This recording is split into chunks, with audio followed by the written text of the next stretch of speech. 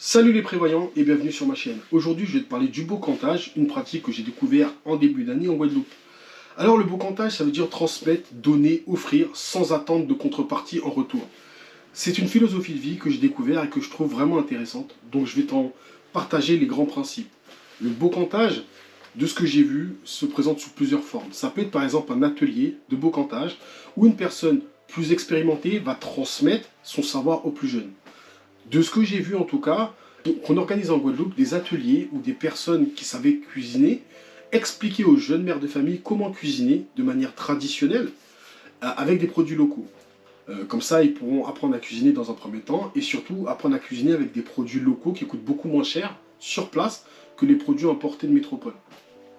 Le boccantage, c'est un superbe moyen de pouvoir créer du lien social. Par exemple, lorsque tu as un jardin nourricier, et que tu fais des boutures, que tu fais des greffes, ben, tu vas partager ton surplus de boutures et de greffes à ton entourage, à tes voisins immédiats. Ça permet de pouvoir créer du lien avec ton voisin et en même temps lui permettre d'avoir lui aussi un pied d'arbre fruitier supplémentaire sur son terrain. Ça peut être aussi tout simplement offrir ton surplus de nourriture. Tu as un surplus d'œufs, un surplus d'igname, de bananes, de mangue, etc., etc. Tu prends ce que tu as besoin et le reste tu le partages avec tes voisins. J'ai vu cette pratique, je l'ai trouvée vraiment intéressante. C'est tellement ancré dans la culture guadeloupéenne. Je ne sais pas si ça se fait en Martinique ou en Guyane ou je ne sais pas si ça se fait autre part. Mais en tout cas, de ce que j'ai vu, pendant le Covid, lorsque les gens ne pouvaient plus travailler, les gens ne pouvaient plus se déplacer, il n'y a plus de transport, les gens faisaient quand même l'effort de se faire du covoiturage et d'aller à l'église. Période de crise, il fallait prier. Et les gens de l'église, ils ont tout simplement dit que les personnes âgées sont en difficulté, des familles sont en difficulté, ils n'arrivent pas à se nourrir. Donc ce qu'on va faire, c'est qu'on va importer le concept du boccantage à l'église. Et tous les gens qui avaient du terrain, du jardin, des œufs, des poules, eh ben, ceux que vous avez en surplus, ramenez-les à l'église et on va le partager avec la communauté. Ce qui fait que lorsque les gens vont à l'église, depuis le Covid, à la fin de l'office, chaque famille repart avec un sac de denrées alimentaires que tous les membres ont apporté et que des gens derrière la paroisse ont séparé en plusieurs sacs pour donner à chaque famille. Et ce que j'ai trouvé intéressant, c'est que tout le monde avait son sac de denrées alimentaires, peu importe ses revenus. Maman, c'est quoi ça? Ça? Ouais. Tout ça là, c'est à l'église de Boissard qu'on m'a donné tout ça. Tous les samedis à l'église de Boissard, on nous donne toujours un petit sachet à la fin où il y a des courses, plus les deux ananas. Voilà. Et aujourd'hui, c'est notre voisin qui nous a donné ça. Un petit régime de fig pomme. Voilà. Une petite banane sucrée là. Une pâte de fig pomme. Donc t'as tout ça, les 4 tomates là. Voilà, ça. 2 concombres, des bananes vertes, du citron, christophine, patates douces, des mangues, du piment végétarien, 2 ananas. Voilà. Ça, et il y a aussi, je crois qu'on t'a apporté des châtaignes aussi. Oui, ben je les ai fait cuire déjà. Ah, tu les as fait cuire les châtaignes? Oui.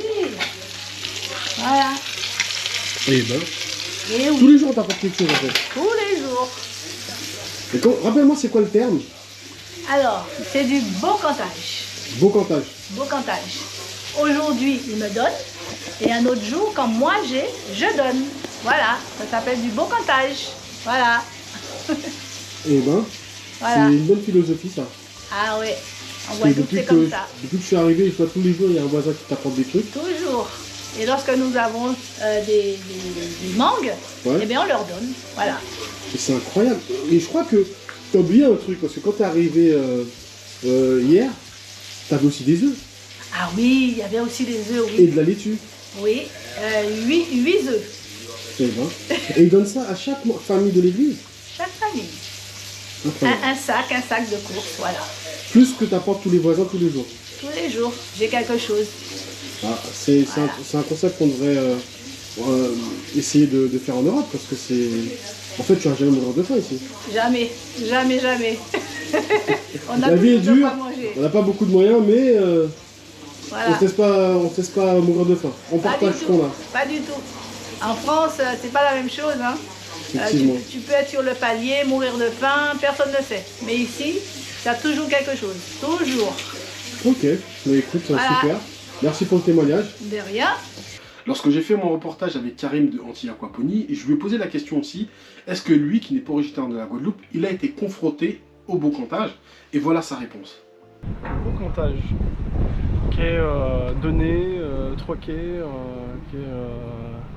qui représente un grand moment de solidarité et que je pense qui est lié au fait que les populations aux Antilles sont beaucoup plus résilientes qu'en métropole pour le simple fait qu'on est habitué aux crises.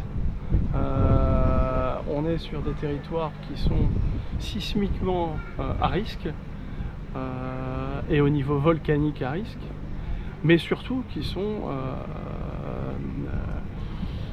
au niveau cyclone soumis à des risques annuels.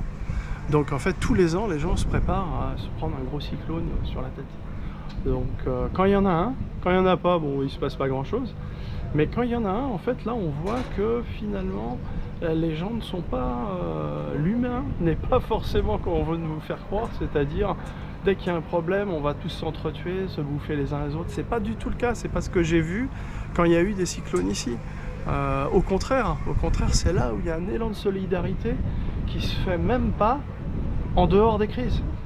C'est-à-dire que c'est là où les gens ils vont sortir leur casserole, ils vont se faire la cuisine dans la rue parce que ils avaient récolté quelques fruits à pain et puis là ils peuvent donner à manger à leurs voisins alors qu'ils ne le feraient pas en temps normal. Ok, et toi avec tes poissons, tu m'as expliqué que tu t'es mis à pratiquer le bocantage aussi? Oui, en fait, étant érémiste et en ayant eu des moments vraiment difficiles en début de mois, au moment où on touche notre RMI et puis que finalement RSA maintenant, et qu'en payant toutes les factures, on se dit mais qu'est-ce qu'on va manger pour le reste du mois qui vient de commencer? Là, j'ai regardé mon système d'aquaponie et je me suis dit mais j'ai une vingtaine de kilos de poissons là-dedans. Qu'est-ce que je pourrais bien en faire à part manger du poisson tout le mois? Et puis là, je me suis rendu compte que on avait aussi pas mal un réseau et des connaissances de personnes qui produisent eux-mêmes autre chose. Donc déjà, on a créé une petite communauté de producteurs qui s'appelle Abondance Solidaire ou Absol. Et la première chose que j'ai fait, c'est échanger 2 poissons contre 2 poulets.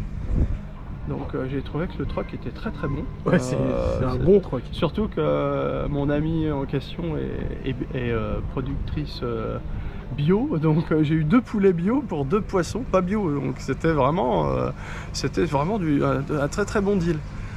Et on a continué comme ça, avec différents produits, en échangeant des poissons contre diverses choses. Avec des agrotransformateurs, j'en connais qui font par exemple des galettes de soja, et finalement on s'est rendu compte que ce mois où on était dans le besoin, où on n'avait plus d'argent, c'est un des mois où on a le mieux mangé de notre vie. Incroyable. Donc c'est le bocantage pour toi, c'est du mot. C'est pas qu'un mot en plus, c'est pas toujours simple à traduire le créole en plus. Mais c'est pas qu'un mot, là on touche vraiment l'humain en fait, c'est-à-dire qu'est-ce qu'on est capable de faire ensemble. Et c'est souvent au pied du mur, dans l'adversité, qu'on trouve des solutions. C'est là où finalement on va faire jouer notre réseau, alors que d'habitude on est tout le temps occupé, les têtes dans le guidon à cause de nos activités, surtout je pense aux agriculteurs qui n'ont pas beaucoup de vie pour la plupart, les maraîchers, gens comme ça, et ils bossent même le week-end. Donc quand il y a une crise, que leurs habitudes, leur routine est mise à l'épreuve, c'est là où on voit finalement que là on a un vrai réseau et il y a vraiment de l'humain et des relations entre nous et qu'on peut en faire quelque chose de concret, de solidaire et qui nous permet de survivre. Est-ce que tu dirais que le bocantage au quotidien, ça te permet de créer du lien social avec ton voisinage? C'est ce qui crée le plus de liens en fait. C'est comme je te dis, c'est pas dans la routine quotidienne qu'on crée du lien, je trouve pas. C'est plus dans les... Quand on fait du bocantage, c'est qu'il y a une raison. Après, ça peut être une philosophie de vie et qu'on peut le faire tout le temps. Mais la plupart du temps, les gens le font quand ils ont un surplus. Quand il y a un arbre qui produit tellement que autant qu'ils en fassent quelque chose et que ça ne se perd pas. Ou quand il y a une crise, quand il y a un cyclone. Alors nous on est habitués au cyclone et voilà, quand il y a un cyclone en général, c'est là où on voit que les gens sont vraiment capables de créer du lien qui avait peut-être un petit peu disparu même avec leurs voisins. Et c'est les moments où où je trouve que c'est là où on peut découvrir finalement les bonnes choses, les bons fonds de l'humain quand il est question d'aider les autres. On va pas forcément tous se manger. Non, On va plutôt c'est pas du s'entraider. tout ce que j'ai vu en fait. Il y a quand même eu, en plus nous on développe des choses en Dominique, donc l'île qui est juste en face de la Guadeloupe. Et il s'est passé la même chose, c'est-à-dire en ville c'était très dur, mais en campagne on voyait bien, les gens ils s'entraidaient tous. Nous on est allé là-bas pour quelques missions humanitaires. 15 jours après le cyclone, il y avait des gens qui n'avaient pas encore de maison, mais qui étaient encore capables d'échanger des madères, des légumes racines avec leurs voisins, alors qu'ils n'avaient plus rien. En moralité, quittez les villes, venez vous installer à la campagne. Ah oui, clairement. Vous allez survivre. C'est pour ça que nous aussi, notre projet d'aquaponie, c'est aussi pour faire en sorte que les villes soient plus résilientes. Parce que s'il y a bien un endroit où c'est pas résilient, en cas de crise, c'est la ville. La ville, c'est l'endroit le pire. C'est clair. Donc avec un système d'aquaponie, il y a quelque chose en plus. On est capable de produire des aliments. Protéines animales, ce qui est important quand on a besoin de manger quand même. Et puis tous les condiments qui vont avec, ou plus. Voilà, là on fait des sauces, on amène des fibres. Dans un régime alimentaire, c'est essentiel de pas seulement avoir de la protéine animale, mais aussi d'avoir des fibres, d'avoir de la verdure pour avoir un régime équilibré. Ok. Écoute, merci pour ton témoignage. Voilà, moi personnellement, j'adore ce genre de solidarité citoyenne. Si toi aussi, tu as une expérience à nous partager sur ton expérience de solidarité à ton niveau local, dans ton village, avec tes voisins, avec une association, partage ton témoignage dans le commentaire sous la vidéo. Si tu n'es toujours pas abonné à ma liste d'emails privés, je t'invite à le faire. Le lien est dans le descriptif sous la vidéo, c'est gratuit.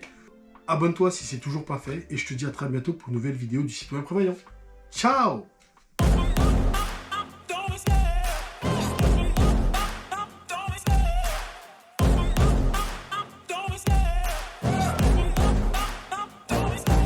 Love the chase and the hunt, and I set the pace when I'm running. I always take what I want and I always give it 100. Don't need a bank, no I'm funded. Play the game like it's nothing. I'm always thankful for something. Don't take for granted, stay humble. Now wake up, it's time to look at the enemy. Look in the mirror.